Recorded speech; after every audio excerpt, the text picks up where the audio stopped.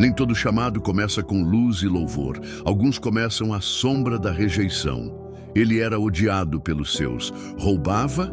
Talvez. Colaborava com o império? Com certeza. Mas quando Jesus o olhou, tudo mudou. Essa é a história de Mateus, o homem que trocou moedas por palavras eternas e deu a vida para que o mundo conhecesse o Rei dos Reis. Mateus, também conhecido como Levi, era filho de Alfeu. Vivendo em Cafarnaum, uma cidade portuária e movimentada na Galileia, seu trabalho como cobrador de impostos o colocava no centro do ódio do povo judeu. A coletoria romana exigia que ele taxasse o seu próprio povo, e com frequência, cobradores se enriqueciam injustamente. Rejeitado pelos líderes religiosos, desprezado pela população, Mateus vivia à margem do povo, embora no centro do poder romano. E foi ali, em meio ao barulho das moedas, que uma voz mudou tudo. Segue-me, Jesus, Marcos 2:14. A simplicidade desse chamado foi suficiente para que Mateus deixasse tudo, a mesa, as moedas, os contratos, e seguisse o mestre. Mateus nunca foi o mais falante entre os discípulos. Enquanto Pedro falava, João amava e Judas planejava, Mateus observava.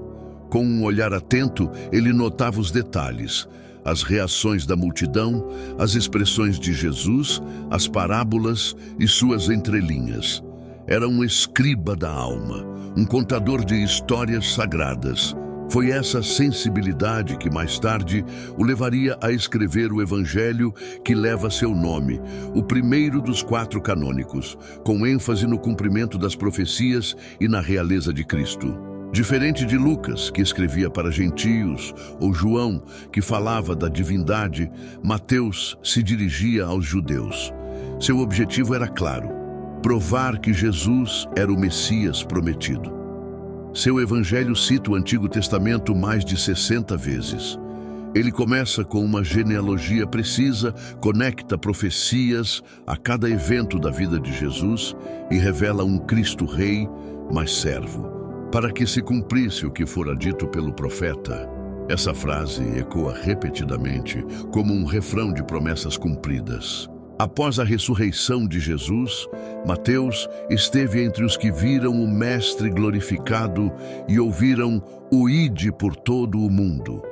Segundo a tradição da Igreja, Mateus pregou primeiro entre os judeus na Judéia por cerca de 15 anos. Antes de se aventurar em terras estrangeiras, seu caminho missionário o levou a Síria, partes da Pérsia, Etiópia, possivelmente Macedônia.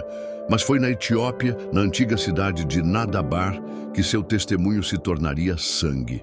Na Etiópia, Mateus teria conquistado o coração da população com sua pregação humilde e poderosa. Ele batizou o rei Egipo e muitos de seus súditos. O cristianismo crescia rápido, o que provocou a fúria dos sacerdotes pagãos. Após a morte do rei convertido, seu sucessor, o rei Irtaco, sentiu-se ameaçado pelo impacto da fé cristã.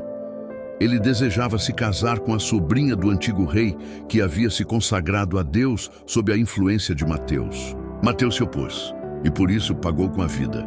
Ele foi apunhalado pelas costas enquanto celebrava a Eucaristia no altar. Alguns relatos dizem que foi queimado vivo, outros que morreu por espada, mas todos concordam. Ele morreu fiel ao Cristo que anunciou. Relíquias de Mateus teriam sido levadas à cidade italiana de Salerno, onde hoje existe uma catedral em sua homenagem.